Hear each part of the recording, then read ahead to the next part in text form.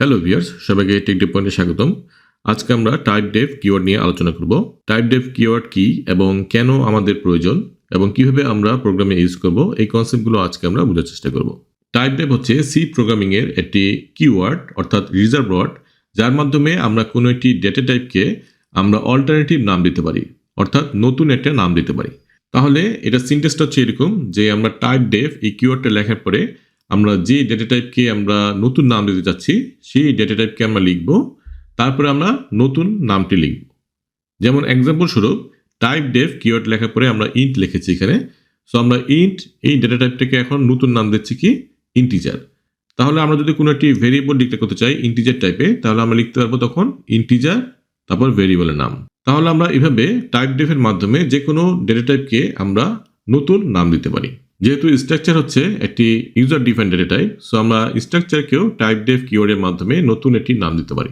যেমন আমরা টাইপডেফ এই কিওয়ার্ডের মাধ্যমে একটি স্ট্রাকচার আমরা ডিক্লেয়ার করলাম এবং যার নতুন একটি নাম দিলাম আমরা পয়েন্ট। তাহলে পয়েন্ট হচ্ছে এই স্ট্রাকচারের একটি নতুন নাম, যার মাধ্যমে আমরা এই স্ট্রাকচারের ভেরিয়েবল ডিক্লেয়ার করতে পারবো এবং তার মেম্বারগুলোকে অ্যাক্সেস করতে পারবো। তাহলে আশা করি টাইপডেফ কি এই কনসেপ্টটি আমাদের ক্লিয়ার হয়েছে। এখন আমরা কোড ব্লকসে কিছু প্রোগ্রাম দেখব এবং এই কনসেপ্টগুলোকে আরও ভালোভাবে ক্লিয়ার করার চেষ্টা করব। সাপোজ আমরা টাইপডেফের মাধ্যমে ইন্টকে ইন্টিজার হিসেবে আমরা নাম দিতে চাচ্ছি, তাহলে আমরা এইভাবে লিখতে পারি টাইপডেফ এবং আমাদের ইন্ট এই ডেটা টাইপকে আমরা এখন নাম দিলাম ইন্টিজার। ওকে, সো এখন আমরা এই ইন্টিজার মাধ্যমে আমরা এখন একটি ভেরিয়েবলকে ডিক্লেয়ার করতে পারবো। সাপোজ আমরা এ এবং বি ডিক্লেয়ার করলাম। এখন আমরা জাস্ট এটাকে আমরা প্রিন্টএফের মাধ্যমে আমরা এখন প্রিন্ট করতে পারি। ওকে, সো এখানে আমরা যদি এর ভ্যালু আমরা দিলাম 10 এবং বির ভ্যালু আমরা দিলাম 20, তাহলে আমরা এভাবে এখন সিম্পলি আমরা এটাকে প্রিন্ট করতে পারি।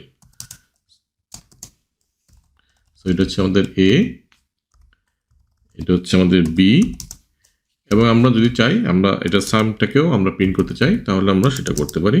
সো আমরা এখানে পার্সেন্টেজ দিয়ে দিলাম।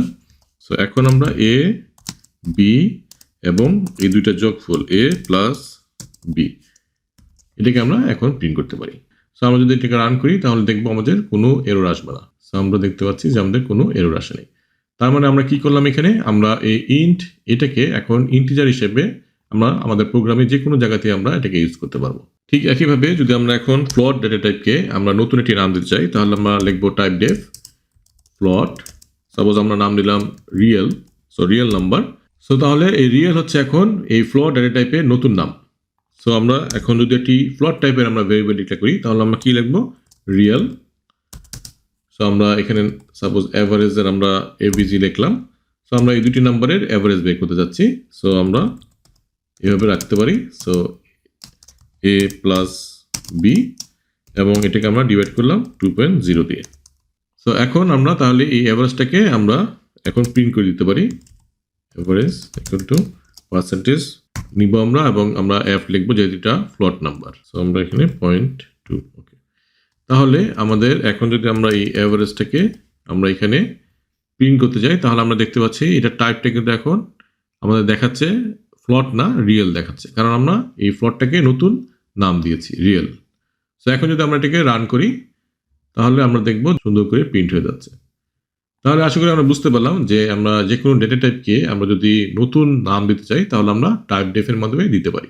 ঠিক একইভাবে আমরা টাইপডেফের মাধ্যমে একটি স্ট্রাকচারকে আমরা নতুন নাম দিতে পারি। সাপোজ আমরা একটি স্ট্রাকচার ডিক্লেয়ার করি স্ট্রাক্ট বুক ইনফো এবং এখানে আমরা কিছু মেম্বার রাখবো। সাপোজ ইন্ট আইডি ক্যারেক্টার টাইপের। সো আমরা এখানে পয়েন্টার নেই নেম এবং প্রাইস হচ্ছে ফ্লট প্রাইস। সো এখন আমরা এই স্ট্রাকচারের একটি ভেরিয়েবল ডিক্লেয়ার করবো। তার আগে আমরা কি করব, এটাকে একটা নতুন নাম দেবো। সো আমরা বুক ইনফো না রেখে আমরা এটাকে চেঞ্জ করব। সো আমরা এটাকে কেটে দিই, আমরা এত কিছু আর দরকার নেই। এখন আমরা জাস্ট স্ট্রাকচারটাকে বোঝার চেষ্টা করি।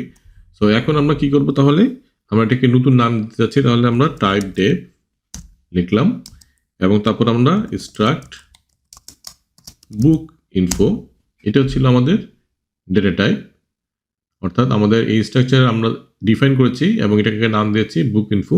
সো আমরা স্ট্রাক্ট এই কিওয়ার্ড সহ আমাদেরকে বুক ইনফোটা লিখতে হচ্ছে। এখন আমরা এটাকে নতুন নাম দিব।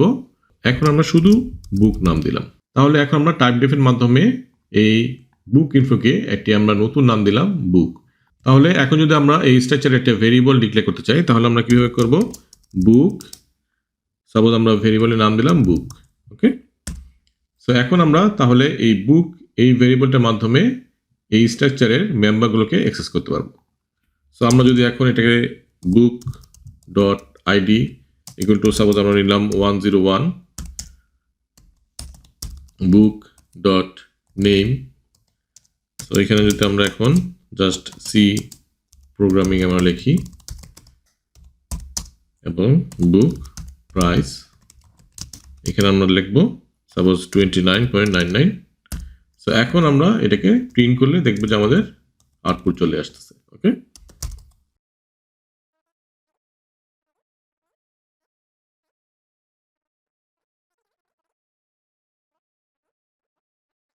তাহলে এখন যদি আমরা এটাকে রান করি তাহলে দেখবো আমাদের আউটপুট চলে আসছে।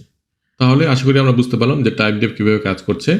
এখানে কিন্তু আমরা যদি নর্মালভাবে ইউজ করতাম তাহলে আমাদের এই স্ট্রাক্ট বুক ইনফো এই কথাটা লিখতে হতো, কিন্তু আমরা এটাকে নতুন নাম দিয়ে দিলাম বুক। সো আমরা বুকের মাধ্যমে এখন আমরা ভেরিয়েবল ক্রিয়েট করতে পারছি এবং সেখানে আমরা ভ্যালু অ্যাসাইন করতে পারছি।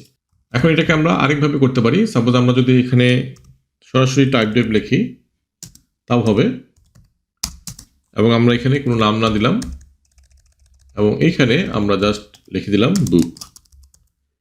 সো এই ক্ষেত্রেও আমাদের এখানে আর কিছু লেখা লাগবে না। সো আমাদের এইটা একটা গ্লোবাল ভেরিয়েবল হয়ে গেল। সো এখানে তখন আমরা সরাসরি এই বুকের মাধ্যমে আমরা ভেরিয়েবল ডিক্লেয়ার করতে পারবো। সো আমরা যদি এটাকে রান করি তাও দেখবো তো আমাদের সেম আউটপুট আসতেছে। তাহলে আশা করি আমরা বুঝতে পারলাম যে কিভাবে আমরা টাইপডেফের মাধ্যমে একটি স্ট্রাকচারের নতুন আমরা নাম দিতে পারি এবং অন্যান্য ডাটা টাইপের আমরা নতুন নাম দিতে পারি। তো তাহলে আজকে এইটুকুই, দেখা হবে নেক্সট ভিডিওতে। আজকের জন্য আল্লাহ হাফেজ।